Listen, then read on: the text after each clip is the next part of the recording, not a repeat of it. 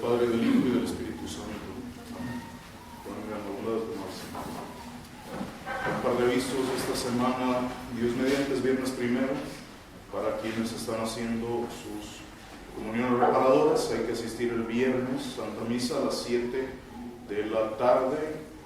Comuniones después de la Santa Misa también, a las 10 de la noche la exposición, hasta las 6 de la mañana del sábado.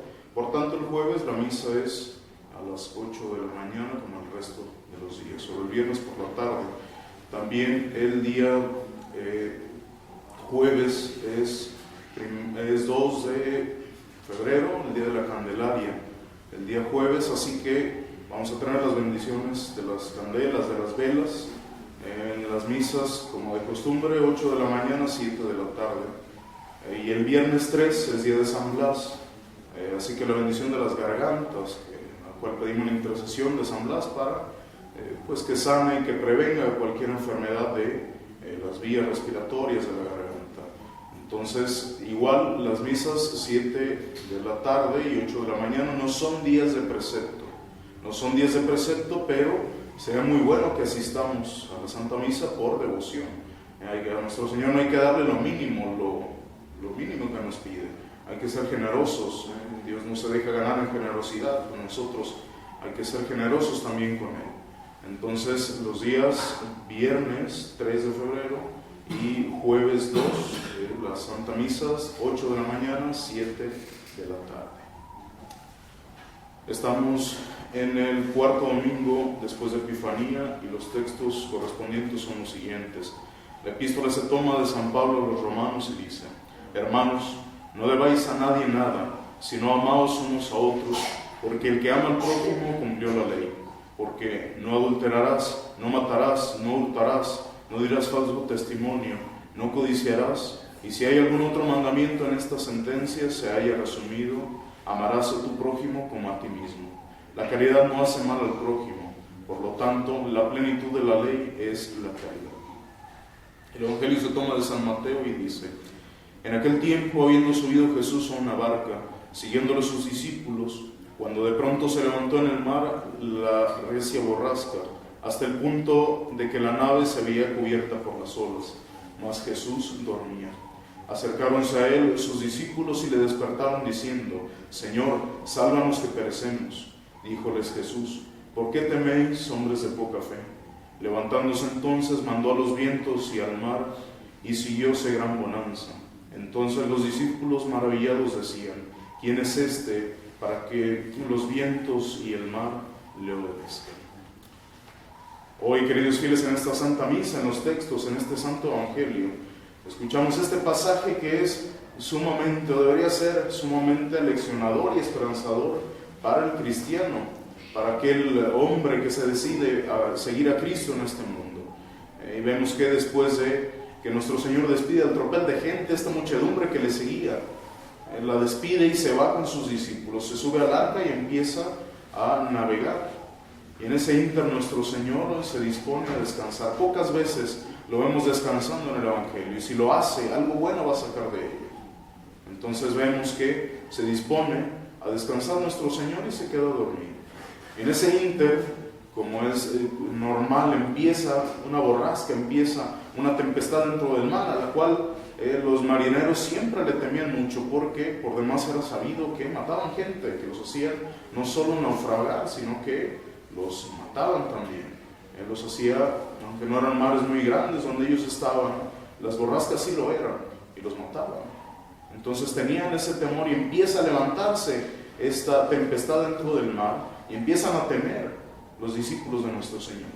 Y aún así el mar agitado, aún así la barca casi volteándose, casi huyéndose, nuestro Señor dormía. Cristo dormía, Jesús dormía, dice el Evangelio. Y ahí viendo desde el plano humano, desde el punto de vista humano, vemos cómo podía dormir nuestro Señor. Para empezar, entre tanta agitación, cómo nuestro Señor podía mantener su sueño, y además, cómo aquel que tenía dominio sobre su propia muerte, dominio sobre la muerte, sobre la salud, sobre el cuerpo, sobre las criaturas, ¿cómo era posible que no tuviera dominio sobre su sueño? ¿Cómo era posible que aquel divino navegante no pudiera controlar ese sueño, el sueño natural, y acabara vencido por él. Pero si nuestro Señor hace algo, siempre se propone un fin altísimo con ese obrar o con el omitir. Y en este caso nuestro Señor se quería mostrar Padre, se quería mostrar auxilio, pero también se quería mostrar Maestro.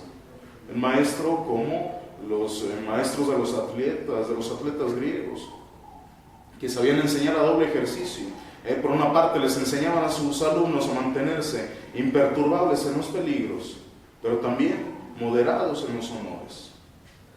A los discípulos, claro que les enseñaba su doctrina aparte y una doctrina más profunda para que ellos fueran apóstoles después de su palabra. Después de llevarlos consigo, de hacer esta distinción con sus discípulos, después de que despide a tanta gente y se los lleva a la barca y empieza a conversar con ellos, a darles esa intimidad que pocos tenían en este mundo. No quería que su corazón se ensoberbeciera y que se sintieran mucho más de lo que eran, que ni siquiera estaban aún confirmados en la fe. Todavía después de este milagro dudaban: ¿quién es este?, decían. ¿Quién es este que los vientos, que la mar le escucha? Todavía no, en su mente y en su corazón no estaba ese convencimiento total que nosotros cristianos deberíamos tener. Entonces, para que su corazón no se llenara de soberbia, Él, después de hacer esa distinción con ellos, les hace juguete de los mares. Les hace saber que son una nada en comparación con la obra de nuestro Señor, con las criaturas de Dios. Que son una más de las criaturas, claro que privilegiadas y todo, pero frágiles. Entonces, nuestro Señor, siempre que obra milagros, que obra portentos, permite que todo el pueblo asista, que toda la gente lo vea para que se convenza. Pero cuando hay pruebas, cuando sabe que va a haber temores y peligros, solamente se lleva a sus discípulos. Y así pasa con el cristiano también, así tiene que pasar. Primero muestra su grandeza, muestra la sabiduría encarnada, su doctrina, y nos convence. Pero una vez convencidos, una vez que ya somos cristianos, que ya estamos dentro de la iglesia de nuestro Señor, y más en los tiempos actuales, ahí es cuando empieza este camino de salvación. Ahí es cuando empieza el alma a crisolarse en las pruebas, empieza a luchar con este mundo, y tiene que luchar con este mundo si es que se quiere salvar. Empieza el ejercicio del alma para salvar el cielo. Y eso no se logra, queridos fieles, recostados, cómodamente esperando el día de nuestra muerte. Se logra haciendo violencia a nuestras inclinaciones, se gana venciendo la tentación, se gana contrariando mis malas inclinaciones, se gana contrariando mi soberbia, se gana también, como dice San Pablo en su epístola, tolerando al prójimo, que es lo que más nos cuesta en este mundo, no solo nosotros mismos, sino también con el prójimo, que toda la vida lo vamos a tener a un lado, toda la vida, y en nosotros está hacerlo camino de condenación o cruz de salvación. Y eso nos invita. La caridad es la virtud que tiene que brillar en el cristiano, y a veces en nosotros, comúnmente, es lo que menos hay en nosotros, es lo que menos hay en nuestra alma, que de todo nos pueden tildar, por todo nos pueden destacar, menos por caritativos. Entonces ahí es donde tenemos que entrar en nuestros corazones. Si Cristo ya vive ahí, tal vez esté durmiendo, y es lo que vemos hoy en este pasaje del Santo Evangelio. Ahí es donde el mérito empieza en el alma para llegar al cielo. Ahí es donde Dios también se muestra misericordioso. Debemos preocuparnos más bien cuando no tenemos estas tribulaciones.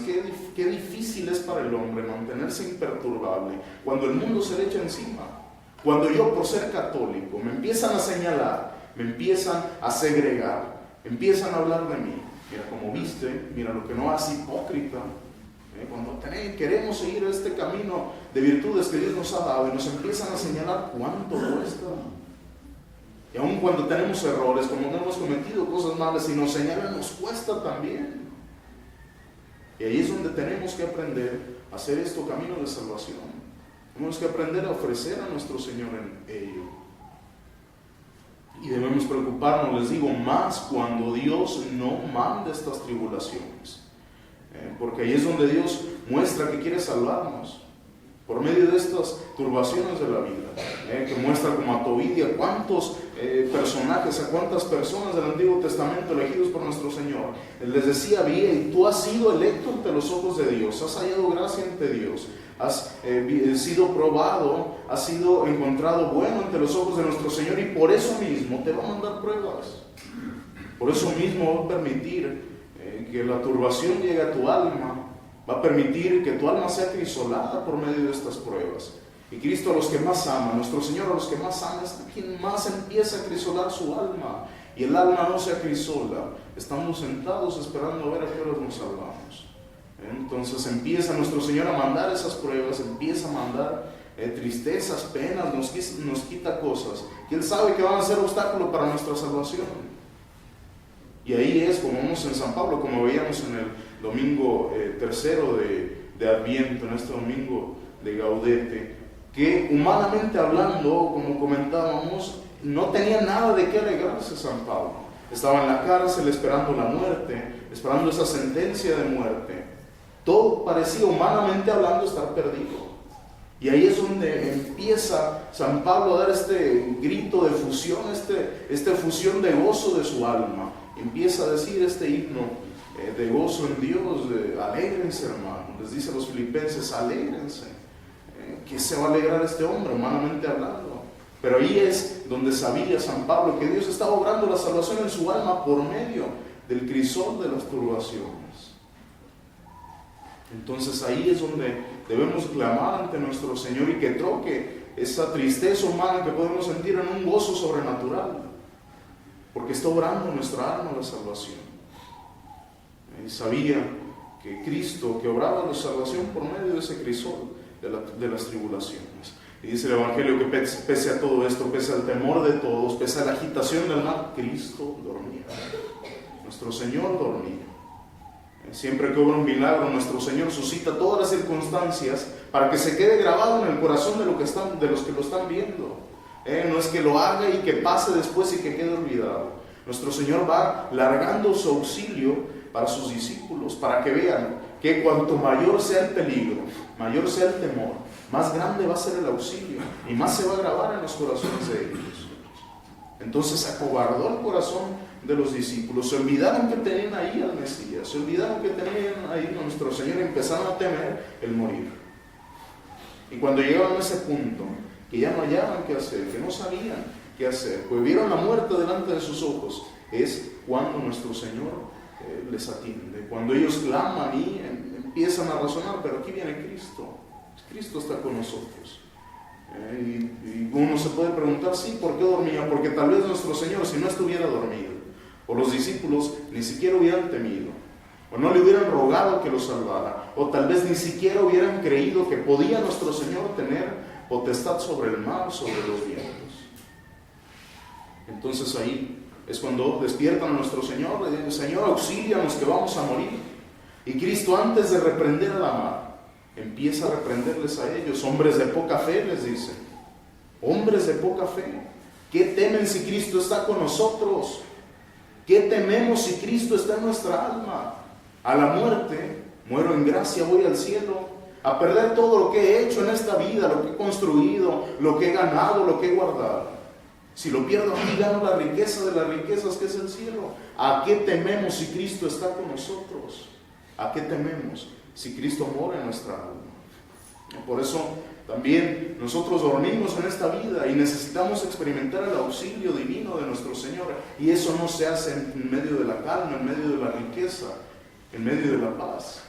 Se gana, se conoce en la tribulación, que pasaba lo mismo con los discípulos. Habían acompañado a nuestro Señor durante todo su peregrinar por este mundo. Después en su vida pública habían visto que curaba ciegos, habían visto que sanaba enfermos, pero ellos mismos no eran ciegos, ellos mismos no eran paralíticos, no eran cojos. Habían visto que otros experimentaban el auxilio de nuestro Señor, pero ellos en carne propia no lo habían sentido, no habían tenido esa necesidad de clamar a nuestro Señor. Hombres de poca fe, les dice, necesitaban sentir la ausencia de ese auxilio divino para clamarlo. Y así también pasa con nosotros.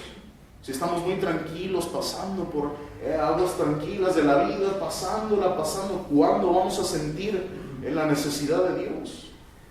Que así es este mundo, y aunque tenga la necesidad, y aunque la sienta en su alma, no lo quiera admitir. No, es un vacío que en tu alma por lo lo que sea, menos por Dios. Entonces ahí empecemos a entrar en nosotros mismos y ver cuánto hemos hecho por clamar ese auxilio de nuestro Señor, cuántas veces hemos caído en la tentación por no clamar el nombre de Cristo, por no decirle nuestra alma, por no dejar que se vaya de nuestra alma por el pecado. No quiero que te vayas, Señor, por este pensamiento impuro, por este pensamiento de odio. ¿Cuándo clamamos a Él? Por eso, si Cristo ya duerme en nuestra alma, tenemos que ver por qué duerme. Y si duerme es porque ya nos olvidamos de Él, porque nunca le hablamos, porque nunca ofrecimos cosas a Él, ofrecimos sacrificios de una vida mortificada a Él. Por eso, si ya está en nuestra alma, por la gracia, tenemos que despertándole, hablándole, clamando su auxilio. ¿Y cuándo duerme? Cuando el domingo vengo a misa, es medio escucho un sermón, me voy, jamás me confieso, me confieso rutinariamente, se acabó. Y en el inter vivo como un pagano, en el inter vivo como cualquiera que esté en el mundo, menos como un cristiano. Si me olvido que hay un Dios en mi alma, si me olvido que tengo que salvar esa alma, Dios duerme. Y llega el punto en el que duerme tanto, en el que nos olvidamos tanto de Él, que lo acabamos sacando por cualquier pecado. Entonces que no nos pase eso, queridos ustedes. Ahora mismo nuestro Señor no nos está mandando tribulaciones de muerte, persecuciones. Tal vez necesitamos, no obliguemos a Dios que haga eso con nosotros. No lo orillemos a que tenga que mandarnos calamidades terribles en esta vida, para que de una vez por todas empecemos a reaccionar. No le obliguemos. Nos pide simplemente ahora mismo que empecemos a mortificar nuestra soberbia, que empecemos a mortificar nuestras inclinaciones con el trato con el prójimo, diariamente, que todos tenemos trato con Él y algo tenemos que soportar de los demás, como seguramente también soportan de nosotros. Pero la gran diferencia es que nosotros somos católicos, que sabemos que ahí está la virtud, sabemos que ahí está un camino seguro al cielo, en la caridad para con el prójimo. Por eso hace una comparación San Agustín, muy bella, de ahora de los discípulos que iban en la mar con Cristo nuestro Señor. Y dice que así es el corazón del cristiano, que vaga por estas aguas del mundo, por estas aguas de esta vida. Y su corazón vaga por ahí. Y pareciera que todo está tranquilo, hasta que llega un día alguien y nos ofende, hace algo contra nosotros, nos calumnia, nos ofende, nos ultraja, lo que sea, y empieza a turbarse el corazón. Y nuestro orgullo se ve herido con palabras o con hechos, y empieza ahí esos vientos huracanados de ese orgullo herido en nosotros mismos. Ahí empezamos a llenarnos de ira e indignación. ¿Qué se cree que se cree mejor que yo? Y mira cómo está, y mira lo que hace, y empieza nuestro corazón a turbarse con ese oleaje, esas mareas que nosotros permitimos por esas malas inclinaciones. Y hace que peligre el corazón, esta frágil navecita que va vagando por ahí. Y deseando venganza, al final nos acabamos lanzando en esas aguas tormentosas, llenas de orgullo, y acabamos naufragando con ese simple acto. Y nosotros lo juzgamos muy leve, que bueno, es pecado leve, y lo pasamos como si no fuera nada, como si no fuera una ofensa a nuestro Señor, como si no fuera escupirle en la cara a nosotros que sangre le hemos costado hacerle eso. Y al final todo esto sucede porque te olvidaste de Cristo. Todo esto sucede porque está durmiendo en ti. No pensamos en Dios en ese momento. Olvidamos que quien duerme en nuestra alma, Cristo, Señor nuestro, aun cuando le estaban crucificando, no deseó venganza. Padre, perdónales porque no saben lo que hacen. Le estaban escupiendo, azotando, clavando en la cruz, dejándolo desnudo en un madero al Rey de Reyes. Y no quiso venganza a nuestro Señor en ese momento. Perdónales, Padre, les decía. Y no somos capaces de, cuando alguien nos ofende, cuando alguien hace en contra de nosotros algo, no somos capaces de pedir con San Esteban, que lo estaban apedreando a este hombre. Lo apedreaban y en ese momento no sintió pizca de ella. Señor, le decía, no les tomes en cuenta este pecado. Y nosotros queremos que le parte un rayo a la primera, cuando nos hace lo mínimo, lo que nosotros le hacemos también a los demás, sin pena alguna. Entonces empecemos a clamar en esa turbación de nuestras inclinaciones, empecemos a clamar el nombre de nuestro Señor. Cristo, cuando despierta, ordena las aguas calmarse, Y nosotros no somos capaces de calmarnos con la palabra de nuestro Señor. Solo Dios sabe si antes de nosotros ir a tomar venganza nos va a sorprender la muerte. Y me voy a ir de este mundo resoplando en ira, inflamado en coraje. Entonces pensemos eso en todo momento y veamos ese ejemplo de una criatura inanimada como es el mar, como es el viento. A las palabras de nuestro Señor se calma. Y nosotros no somos capaces de hacerlo, no somos obedientes como esas criaturas de nuestro Señor.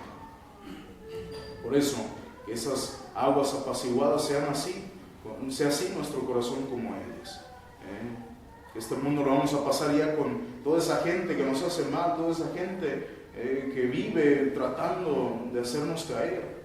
Pues hay que hacerlo motivo de salvación también, mortificándonos. Tenemos que empezar a hacer esas aguas que al instante se pacifican con la palabra de nuestro Señor y dejan de ser también un peligro para el prójimo, dejan de ser un peligro para que el prójimo se condene. Empecemos a ser así, queridos fieles. En los vientos y las aguas le escuchan. En nosotros no permanezcamos sordos a las palabras de nuestro Señor. Por eso, queridos fieles, de la mano de nuestro Señor, de la mano de María Santísima, si los vientos de las pasiones soplan, si las aguas de los vicios se embravecen, y las tentaciones pareciera que nos van a hacer sucumbir, queridos fieles, despertemos al divino navegante que pasa por nosotros, por las aguas de esta vida. Ahí está con nosotros, despertémosle, hablemosle, pidamos auxilio, que nuestras fuerzas no son suficientes. Tenemos que ser auxiliados de ese Dios misericordioso. Y nos conduzca este Padre amoroso por los canales de la virtud y de la gracia que siempre conducen a la patria de este Príncipe eterno de la paz, en el cielo donde con sus santos vive y reina por los siglos de los siglos. Ave María Purísima. En el nombre del Padre, del Hijo y del Espíritu Santo. Amén.